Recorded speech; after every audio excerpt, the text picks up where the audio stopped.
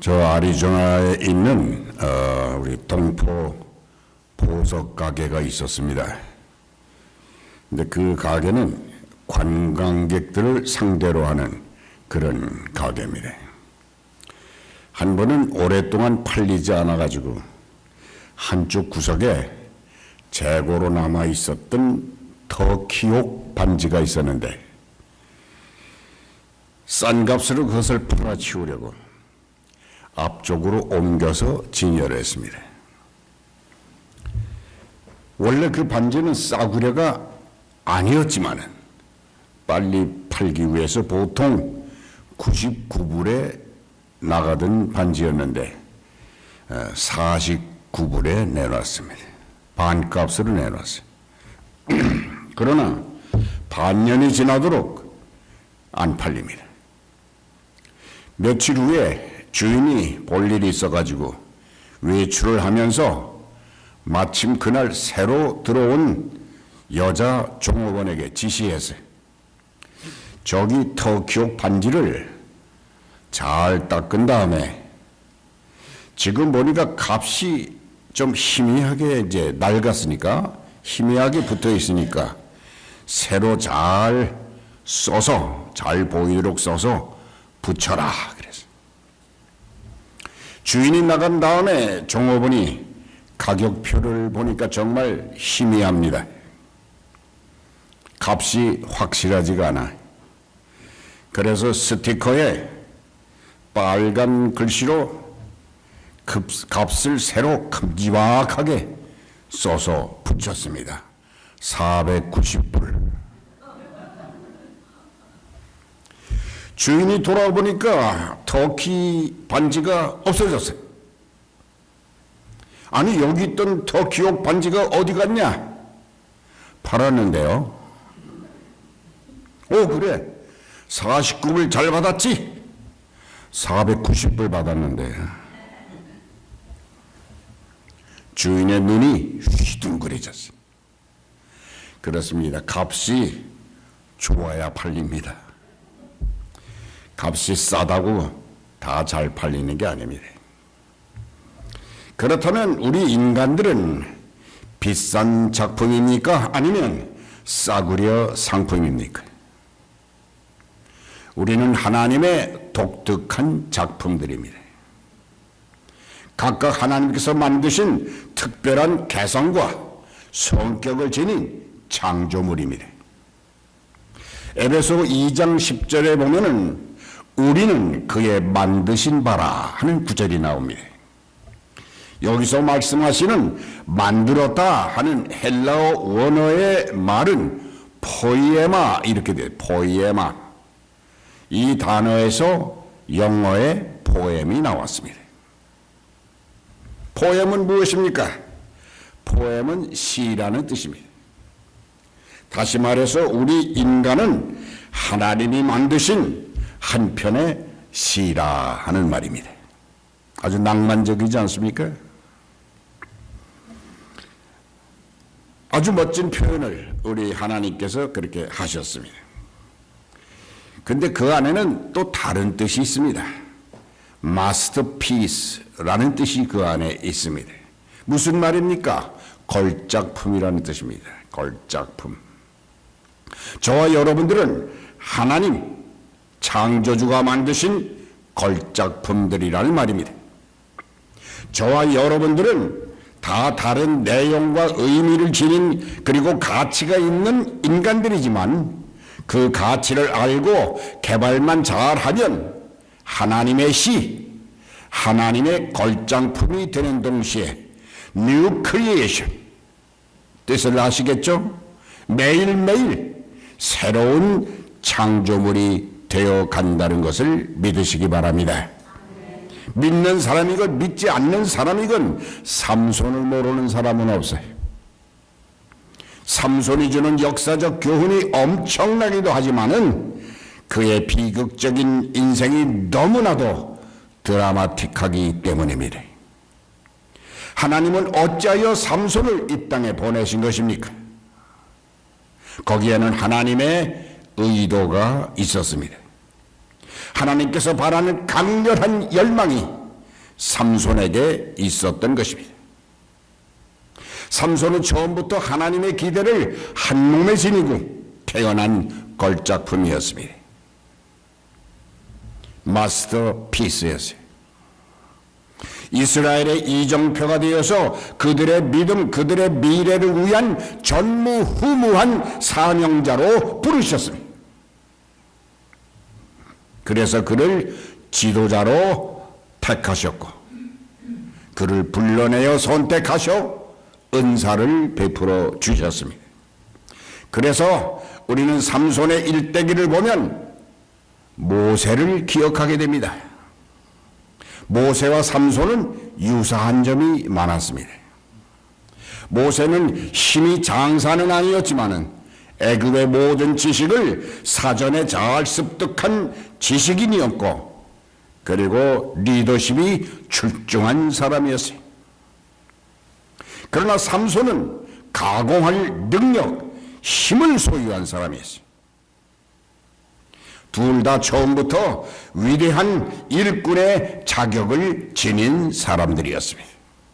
그러나 모세는 한편의 오라토리어처럼 합창곡처럼 장엄하고도 파동치는 인생을 살았는가 하면 삼손은 한편의 비극 같은 인생을 살았습니다. 모세는 이스라엘의 장래를 예언하고 축복하면서 하나님의 축복으로 영웅처럼 살다가 그렇게 사라졌지만 삼손은 눈이 뽑힌 채 원수를 향해서 저주를 하며 죽어간 비극의 사람이었습니다. 모세는 80살의 소명을 받고 120살까지 살면서도 하나님의 사람으로 생을 마감하고 삼손은 그 짧은 인생조차도 피비린내 나는 복수로 끝을 맺었다는 것입니다. 동일한 능력을 받았는데 어떻게 이처럼 대조적인 인생을 살 수 있었는가? 그것은 같은 능력을 받았지만 같은 충성을 하지 않았어. 같은 은사를 받았지만 모세는 그 은사를 활용했고 삼손은 그 놀라운 은사를 활용하지 않았다는 것입니다. 처박아 버린 것입니다. 문제는 받은 은사를 어떻게 쓰느냐, 그것이 문제입니다.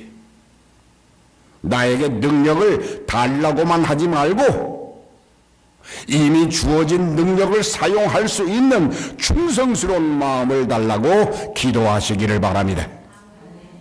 삼손처럼 은사를 낭비하지 말고 주를 위해서 충성하는 그리스도의 사람들이 되기를 축원합니다. 사람은 끝이 좋아야 좋다는 그런 말이 있습니다. 인생 전반부는 흐지부지 살았지만 후반부는 어떻게 살 것인가?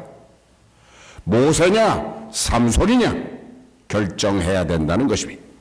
삼손의 길로 갔더라도 모세의 길로 돌아서야 한다는 것입니다. 가룟 유다의 길로 가다가도 바울의 길로 바꾸어야 한다는 것입니다. 은사는 무엇입니까? 은사는 하나님께서 나에게 주신 여러 가지 재능과 능력을 말하는 것입니다. 어떤 사람은 은사가 없다고 불평합니다. 은사는커녕 괴롭고 고달픈 게 내 인생이라고 단정하고 한숨만 쉬고 있습니다. 하나님의 일은 둘째고 맨날 고난의 연속이라고 원망합니다. 그러나 어려움은 어려울수록 나에게 주신 하나님의 능력을 찾아내서 개발하고 닦아야 합니다. 보석상에 가서 다이아몬드를 보자고 하면 그 보석상 주인은 먼저 까만 천을 진열장 위 유리 테이블 위에 쫙 깝니다. 그리고 나서 그 위에다가 다이아몬드를 올려놓습니다. 반짝이는 다이아몬드는 까만 바탕 위에서 더 찬란한 빛을 뿜어내기 때문입니다. 하나님의 은사 역시 어려울 때 더 헌신하고 고통 속에서 더 충성할 때 그 진가가 발휘되는 줄을 믿습니다. 삼손은 주어진 은사와 은혜는 어디로 가고 자기에게는 가장 취약한 그런 약점대로 살다가 망해버린 사람입니다. 14장 1절 2절에 이런 기록이 있습니다. 오늘 여러분들이 봉독한 내용. 삼손이 딥나에 내려가서 거기서 블레셋 딸 중에 한 여자를 보고 올라와 자기 부모에게 말하되 내가 딥나에 가서 한 여자를 보았사오니 이제 그를 취하여 내 아내를 삼게 하소서. 천하장사 삼손이 사사로의 첫걸음을 내딛는 중요한 시점에 여자 얘기가 등장하고 있습니다. 뭔가 느낌이 좋지 않아요. 그런데 바로 이 점이 삼손의 약점이었습니다. 그렇습니다. 사람에겐 다 약점이 있습니다. 그 중에 가장 큰 약점이 이성 문제입니다. 남자는 여자 때문에 망하고 여자는 남자 때문에 파산합니다. 삼손은 나중에 힘이라도 크게 썼지만은 많은 인생들은 힘 한 번 못 쓰고 불쌍하게 사라진 인간들이 얼마나 많은지 몰라요. 예수님의 제자들도 베드로, 바울을 포함해서 다 약점 많은 인간들이었습니다. 그러나 이들은 나중에 영웅적인 결단으로 결점을 단칼에 끊어버리고 충성스러운 제자들이 되었습니다. 어떤 사람은 돈이 약점입니다. 돈을 너무 좋아해. 거기다가 인색하기까지 합니다. 어떤 여자는 수다가 약점이에요. 있는 소문 없는 소문을 얼마나 잘 퍼주고 날라주는지 정신이 없습니다. 목숨을 끊는 사람들 중에 많은 퍼센트가 억울한 누명, 가짜 소문을 견디지 못하고 세상을 버린 사람들이 많습니다. 수다는 또 여자들만의 전매 특허가 아닙니다. 남자들도 얼마나 수다가 많은지 몰라요. 맨날 물건을 사들이는 게 약점인 사람도 있어요. 어떤 사람은 먹는 게 약점이, 먹는 일에다가 인생을 거는 사람도 있어요. 아무튼 이런저런 약점을 스스로 깨닫고 관리하시기를 바랍니다. 무엇보다도 부정적인 시야를 긍정적인 시야로 바꾸고 소극적 인생이 적극적 인생으로 바꿔져야 하는 것입니다. 마음만 먹으면 그런 약점을 줄일 수 있고 약점만 줄이면 하나님이 주신 감춰진 은사를 발견할 수 있고 그 은사를 효과적으로 사용해서 하나님을 기쁘시게 하고 하나님 마음에 드는 성도가 되시기를 축원합니다. 삼손은 자신의 약점을 전혀 관리하지 않았어요. 그러다 보니 살아가는 태도도 진지하지 못합니다. 방금 읽은 성경을 보면 삼손은 계속해서 보았다 하는 말이 반복되고 있습니다. 이 말은 삼손이 살아가는 가치의 기준을 말하는 것입니다. 삼손이 살아가는 원리는 믿음이 아니라 눈에 보이는 대로 행동했다는 것입니다. 겉보기에 좋으면 선택해. 겉보기에 예쁘기만 하면 기생이든 장녀든 상관이 없어. 그런 약점은 삼손에게만 있는 게 아닙니다. 거의 대부분의 남자들이 그렇다고 보면 됩니다. 어떤 남자에게 여자를 소개해 주겠다고 그렇게 얘기를 하면 그 총각이 소개해 주겠다는 사람한테 제일 먼저 묻는 질문이 무엇입니까? 예뻐? 그러니까 그 소개는 물 건너가는 거예요. 세상 여자가 어떻게 다 예쁠 수가 있어요? 근데 그 다음에 남자의 질문은 무엇입니까? 부자야? 아니 예쁘고 돈 많은 여자가 왜 자기를 선택하겠습니까? 다 이렇게 눈에 보이는 것에 빠진다는 얘기. 그러나 그런 일이 나쁘다고만 할 수는 없습니다. 문제는 그 빠지게 하는 것이 어느 정도냐, 그리고 그 빠지게 하는 그 대상이 누구냐, 거기에 따라 달라진다는 것입니다. 자기 주제를 알고 삼손이 그렇게 자기 자신을 분석했으면, 그리고 자기가 하나님과 어떤 관계를 가지고 있는가, 그런 상황을 이해하고 하나님을 의식하면서 사는 사람이었더라면 여자를 보고 여자를 쫓아다니는 일로 세월을 허송하지는 않았을 것입니다. 그랬다면 그는 사사기에 등장하는 영웅호걸로 하나님께 크게 쓰임받는 인물이 되었으리라고 믿습니다. 나를 보시는 분이 누구며 나는 매일 누구를 보고 사느냐, 그것이 인생의 관건이라는 것입니다. 존 맥마스터라고 하는 학생이 있습니다. 이 학생은 고등학생 때 이미 농구 선수로 슈퍼스타가 된 미국의 유명한 농구 선수였어요. 대학에 들어가서도 3년 동안 그가 소속된 팀은 거의 모든 대회의 우승을 휩쓸었고, 마지막 시즌에서는 MVP가 최우수 선수로 선정되기도 했으니까 대단한 농구 선수였습니다. 그런데 그에게는 열광적인 팬이 한 사람 있었습니다. 이 선수는 마치 그 사람에게 자기의 실력을 보여주기 위해서 뛰는 것처럼 그렇게 열심히 뛰었습니다. 그 팬을 위해서 열심히 뛰었다는 말입니다. 그 팬은 바로 어머니였습니다. 그의 어머니는 아들이 나오는 경기를 한 경기도 빼놓지 않고 참석했어요. 가까운 곳이든 먼 곳이든 거리에 상관없이 경기장에 나타났습니다. 날씨 조건도 상관이 없습니다. 눈이 오든 비가 오든 그런 건 아무 상관이 없는 팬이었습니다. 모든 시합에 나타나서 아들을 열심히 응원합니다. 목이 터져라 아들의 이름을 영어합니다. 그러나 여러분, 그 어머니는 장님이었습니다. 그는 농구 코트에서 뛰는 아들의 얼굴을 한 번도 보지 못한 어머니였습니다. 그러나 아주 중요한 것은 아들은 그 어머니를 볼 수 있었다는 사실입니다. 그래, 저기 엄마가 있지. 엄마, 저를 좀 도와주세요.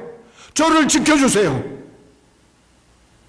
아들은 엄마가 장님이었지만 아들인 자기를 너무도 잘 보고 있음을 믿었습니다. 중요한 것은 어머니가 가슴으로 영혼으로 아들인 자기를 열심히 응원하고 있었다는 사실입니다. 그렇습니다. 육신의 존재가 아닌 위대한 영혼의 창조자 하나님이 지금도 나를 보고 있다는 사실을 믿으시기 바랍니다.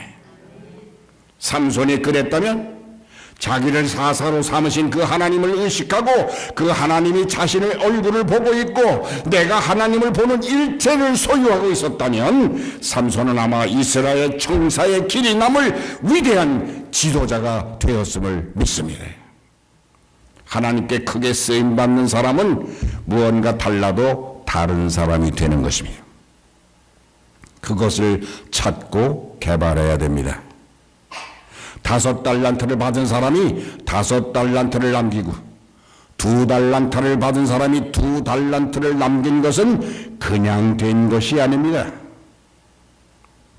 성경에 기록되었으니까 그냥 되어진 일이라고 생각해서는 안 됩니다. 그들도 밤잠을 제대로 자지 못하고 주님에게 내놓을 손익 계산서를 위해서 죽을 힘을 다했을 것입니다. 문제적 인간인 1달란트 받은 사람도 그 1달란트를 땅에 묻어둘 것이 아니라 그 이익을 남기기 위해서 불철주야 노력했다면 그는 대단한 결과를 이루어냈을지도 모릅니다. 아니, 이윤을 남기기 위해 애써 노력하다가 그 돈을 다 날려버리고 빈 털터리가 되었어도 주님은 결단코 그를 꾸짖지 않았을 것입니다. 그 노력과 헌신을 칭찬했을 것입니다. 많은 교회에서 생기는 문제들의 본질도 이와 마찬가지입니다. 주님을 위해서 기가 막히게 일할 사람들이 자신에게 주어진 달란트를 꽁꽁 묶어서 땅속에 파묻고 엉뚱한 일로 뛰어다니고 허무하고 그리고 게으른 사람들이 생각보다 많다는 것입니다. 엉뚱한 일로 진을 빼어서는 안 돼. 하나님은 그런 사람을 일단 그냥 두십니다. 기회를 주어 보십니다. 경고를 하십니다. 뉘우칠 기회를 주십니다. 그러나 그것을 알아차리지 못하고 그냥 실패의 자리로 걸어가버린다는 데 슬픔이 있어요. 삼손이 예측하지 못했던 실패 속에 빠져드는 그리고 거기서 후회를 맛보는 것처럼 어느 날 하나님의 진노에 머물다가 두 눈을 뽑힌 그런 처절한 인생이 되어서 역사의 뒤안길로 사라지게 되는 것입니다. 이처럼 하나님의 사람은 그냥 만들어지지 않습니다. 교회에서 인정받고 하나님의 사랑을 받는 것은 입으로 되는 것이 아닙니다. 교회에서 열심히 주님을 따르고 신앙생활을 하고 나를 바치는 충성심이 그를 하나님의 사람으로 올려놓는다고 하는 이 위대한 진리가 여러분 가슴에 깊이 새겨지기를 주의 이름으로 축원합니다. 삼손은 적당히 일하고 적당히 즐긴 사람이었어요. 그러다가 머리가 깎였습니다. 하나님의 은혜가 떠난 것입니다. 나중에는 두 눈알이 뽑히고 나귀가 돌리는 연자 맷돌을 돌리는 비참한 신세로 추락했어요. 주님 옆에 바짝 붙어 있어야 부름을 받습니다. 그렇게 자기 자신을 만들어 가야 합니다. 자칫 하다가는 머리를 깎인다는 것입니다. 세상이 주는 재미의 치마폭에서 탈출해야 합니다. 어떤 사람은 말할지 모릅니다. 에베레스트 교회 교인은 평균 연령이 너무 높고 예수를 잘 믿는 교인들만 있어서 삼손의 설교는 잘 안 맞을지도 모른다. 그렇게 얘기하는 사람이 있어요. 그럴 수 있어요. 그러나 그렇지 않을 수도 있다는 것입니다. 옛날에 어느 구름에 비가 들었는지 모른다는 속담이 있죠. 그것은 뭡니까? 어느 구름이 천둥 번개를 몰고 올지 모른다는 뜻입니다. 누가 은혜를 받을지는 모른다는 것입니다. 여러분이 잘 아시는 이동원 목사님은 어디 가서 설교를 할 때 꼭 끝난 다음에 설교에 은혜 받고 예수 믿기 원하는 사람이 있느냐? 결단의 시간을 갖습니다. 한 번은 어느 시골교회 수요일 예배 설교를 하게 되었답니다.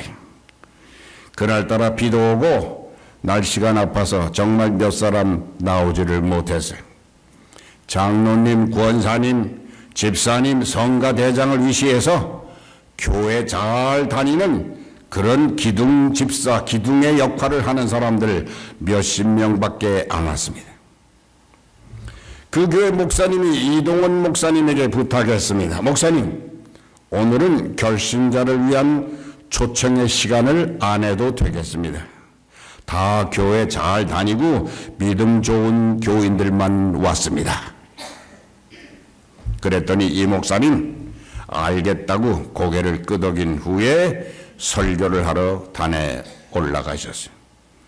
거기서 이제 설교를 한 30분 하신 후 그날도 여전히 결단을 촉구하는 초청의 순서를 가졌습니다. 오늘 설교를 들으시고 기도 중에 성령의 감동을 받으시고 예수님을 믿기로 작정하신 분이 있으시면 손을 들어 주십시오. 제가 그분의 그 마음을 위해서 기도하겠습니다. 그 교회 담임 목사님이 속으로 고개를 흔들어 저 양반 하지 말라고 그랬는데 다 잘 믿는 교인들만 왔는데.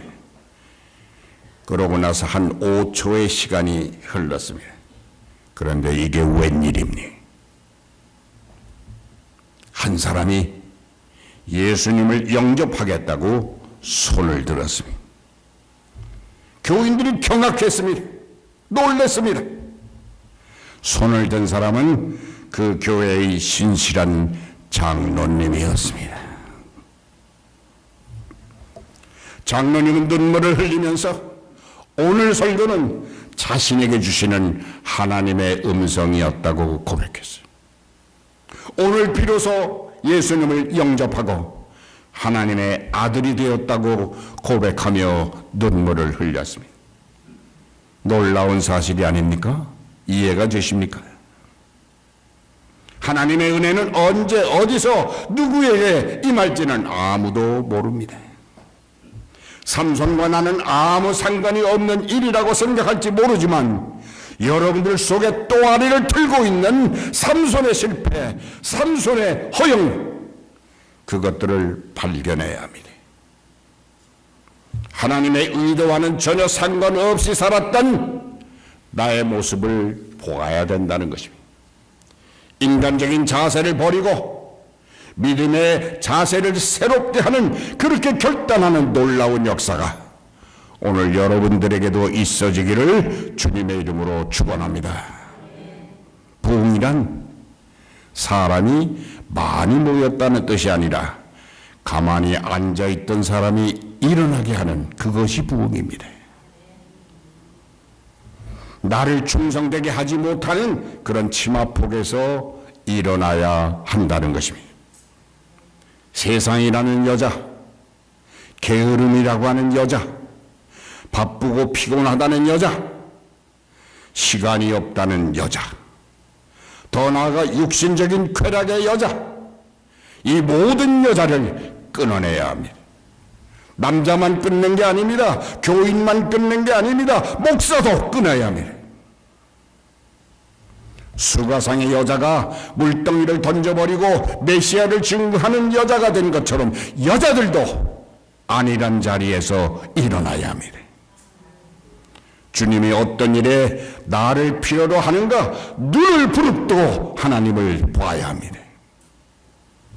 어떤 신자가 사업을 하다가 크게 실패해가지고 낙심한 모습으로 목사님을 만났습니다. 그리고 이제 자신은 아무것도 없다고 한탄했어요. 무일푼이라고 한숨을 내셨어요. 목사님이 물었습니다. 남은 것이 조금도 없습니까? 집에 들어있는 전세보증금하고 고물차가 한 대 있긴 하지만은 그것도 곧 차압에 들어갈 것입니다. 그 외에 또 남은 게 없습니까? 아내와 자식이 있습니다마는 사업엔 전혀 도움이 되지 않습니다. 그 외에는요, 옷 몇 벌 있습니다마는 그 몇 푼이나 되겠습니까? 또 없어요? 참, 목사님도 내가 있다면 있다고 그러지 뭘 숨기겠습니까? 이제는 정말 이 몸뚱아리밖에 없습니다. 이때 목사님이 큰 목소리로 외쳤습니다. 예수는 어디 갔어? 예수는, 당신이 믿는 예수는 어디다 처박아둔 것이, 어디에 있는 거 그 예수는? 순간 그 교인은 큰 감동을 받고 그 자리에 주저앉았다는 것입니다. 그렇습니다. 예수님을 믿는 사람들은 예수님께 부름받은 성도들입니다. 그 사명을 잘 지킬 수만 있다면 오늘 나에게 부닥치는 어려움도 능히 물리칠 줄을 믿습니다. 이제 내 속에 있는 슬픈 삼손은 물러가야 합니다. 하나님은 공의의 하나님이신 것을 명심하면서 오늘 이 시대에 하나님의 자녀로 삼으신 거룩한 뜻을 헤아리는 여러분들이 되시기를 그리스도의 이름으로 축원합니다.